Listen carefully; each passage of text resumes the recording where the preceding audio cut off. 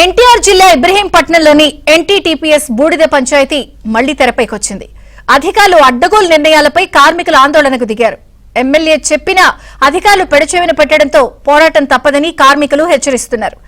బూడిద తోలడం నిలిపివేయడంతో వందలాది లారీలు నిలిచిపోయాయి.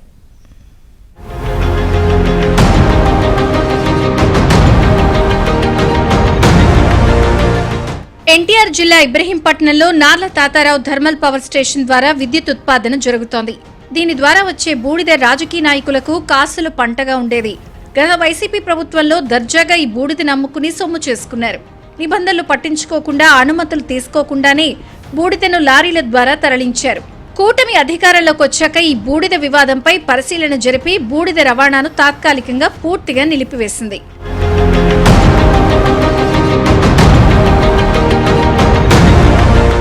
ఎవరికి ఇబ్బందులు లేకుండా బూడిద నీటిని మళ్లించాల్సిన అధికారులు ఇష్టం వచ్చినట్లుగా వ్యవహరించారు. నేరుగా కృష్ణానదిలోకి బూడిద నీరు పారేలా పైప్ లైన్లు ఏర్పాటు చేశారు.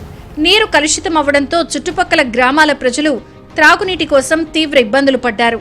ఎన్టీపీఎస్ అధికారుల వద్దకు వెళ్లి సమస్య చెప్పినా వారు పట్టించుకోలేదు. దీంతో ఇటీవల ఆ ప్రాంత ప్రజలతో పాటు లారీ యజమానులు బూడిద బాధితులు ప్రత్యక్ష ఆందోళనకు దిగారు. ఇది వివాదంగా మారడంతో స్పందించిన ప్రభుత్వం దీనిపై అధికారుల బృందాన్ని అక్కడకు పంపించింది. కృష్ణానదిలో కలుస్తున్న బూడిద నీటిని పరిశీలించి అవన్నీ వాస్తవమేనని, రైతులు ప్రజల ఇబ్బందులు పట్టించుకోకుండా ఎన్టీపీఎస్ అధికారులు వ్యవహరిస్తున్నారని నిర్ధారించారు. దీనిపై ఎన్టీపీఎస్ అధికారులు కూడా ఇబ్బందులు లేకుండా చూస్తామని హామీ ఇవ్వడంతో వివాదం సద్దుమణిగింది.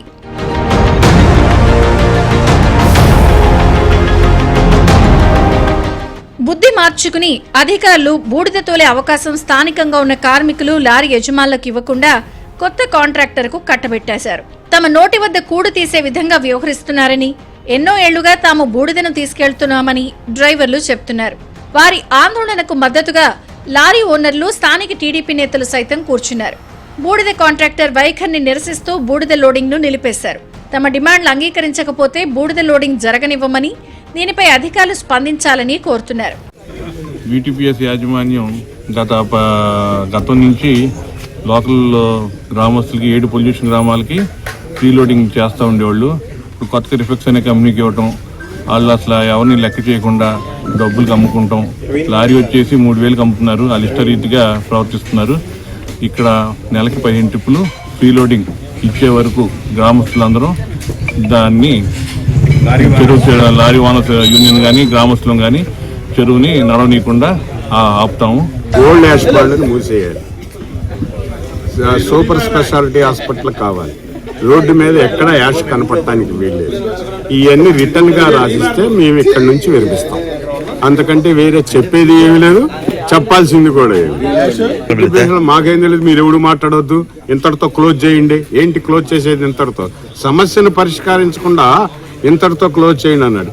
ఆయన ఎమ్మెల్యే గారి ముందే 15 ట్రిప్పులు ఫ్రీ ఇస్తానని చెప్పుకున్న కాంట్రాక్టర్ స్ట్రైక్ విరమించిన తర్వాత నేనెవరు, నాకు 850 ఇలాంటి మాట మార్చే కాంట్రాక్టర్ దగ్గర ఏం చెప్తారు? అందుకే మాకు రిటర్న్ గా కావాలి. రిటర్న్ గా ఇస్తే మేము యాక్సెప్టెడ్.